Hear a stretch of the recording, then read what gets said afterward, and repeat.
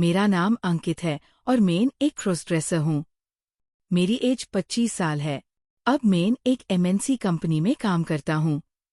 मेरी लाइफ में 2 रिग्रेट्स है। ये टैब हुआ जब मैं स्कूल में था।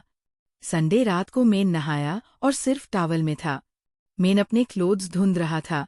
टैब मेरी बहन और मॉम कपड़े फोल्ड कर रही थी। मेरी बहन ने अपनी नाइटी उठाई और मुझे पहनने को बोला। मेरा दिल तेज चलने लगा। मैं अपने कानों पर विश्वास नहीं कर रहा था, लेकिन मैंने तुरंत मना कर दिया। बस आज रात के लिए पहनो, मॉम ने कहा। मैंने पहनाना चाहा, लेकिन मना कर दिया और अपने बोरिंग नाइट पैंट और शर्ट पहली। मुझे इस पे वाकई रिग्रेट हुआ। मैंने सोचा अगर मैं कह देता ओके, मजाक के लिए पहनूंगा, शायद सब कुछ अलग होता। दूसरा रिग्रेट ये भी टैब हुआ जब मैं स्कूल में था। एक दिन शाम को क्रिकेट गेम के बीच में मैं घर गया नया बॉल लेने। कबर्ड में बॉल ढूंढते हुई मेरी मॉम मेरे पीछे खादी थी। उसके हाथ में पुल्ला ज्यादा था। उसने मुझे बोला, ये तुम पार अच्छा लगेगा, इसे ट्राई करो। मैंने फर्ज मना किया और क्रिकेट खेलने चला गया। मुझे आईसी याद करके आज तक रिग्रेट होता है।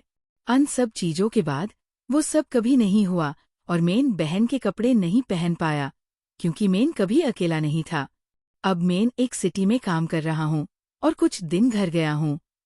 एक सुबह जब मैं बाथरूम से बाहर आया, मैंने देखा मेरी मॉम कुछ कपड़े चेक कर रही थी। ये कपड़े तुम्हारी बहन के लिए बहुत बेड है, मॉम ने कहा। मैं मॉम के पास गया और उनसे सहमत हुआ। बीच में उन्होंने मुझे घाघरा चोली ब्लाउज पहना दिया और कहा, ये तुम पार फिट होगा, एक बार ट्राई करो।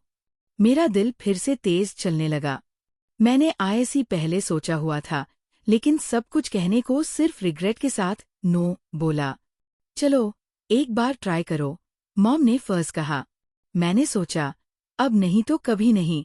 अगर कोई देखेगा तो मुझे शर्म आएगी, मैंने कहा। मेरी माँ ने कहा, कोई नहीं देखेगा, और उन्होंने मुझे ब्लाउज और लहंगा पहनाने में मदद की। लहंगा भारी है और मुझे ये बहुत पसंद है। मेरी मॉम ने लहंगा मेरी कमर पर मजबूती से बांध दिया और मेरी ब्लाउज की डोरी बांधने लगी। मैं बस वहाँ छुप छाप खादी रही, जैसे सपना सच होने वाला हो। जब उन्होंने काम खत्म किया तो उन्होंने मुझे ऊपर से नीचे तक देखा। ये तो तुम पार बिल्कुल ठीक फिट हुआ, जैसे तुम्हारे लिए बना हो, मेरी मॉम ने कहा। मैंने थोड़ा मुस्कुराया।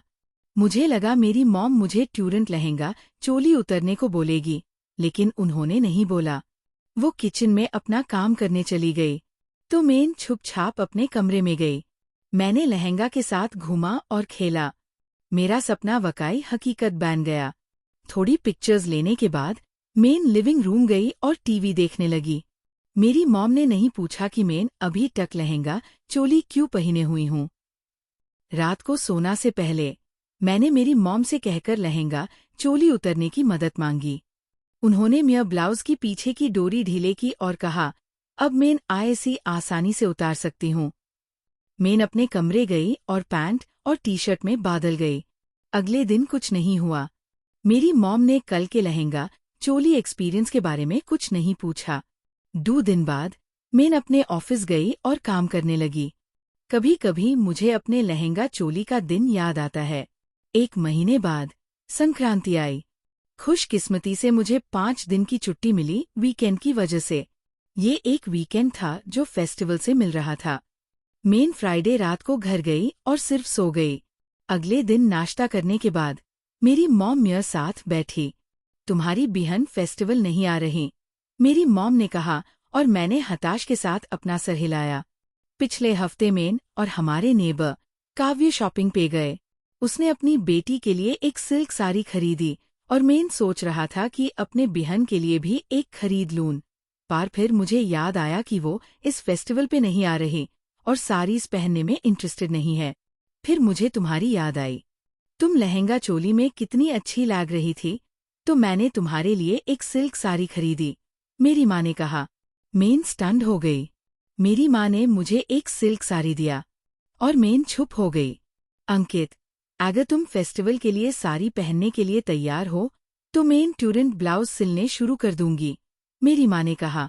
मैं तुरंत हाँ कहना चाहती थी, पार मेन दिखाती हूँ जैसे मुझे झिझक हो रही है, और मैंने भी ओके बोला।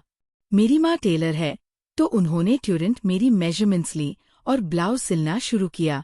टैब मैंने साड़ी देखी जो मेरी माँ ने मेरे लिए खरीदी थी।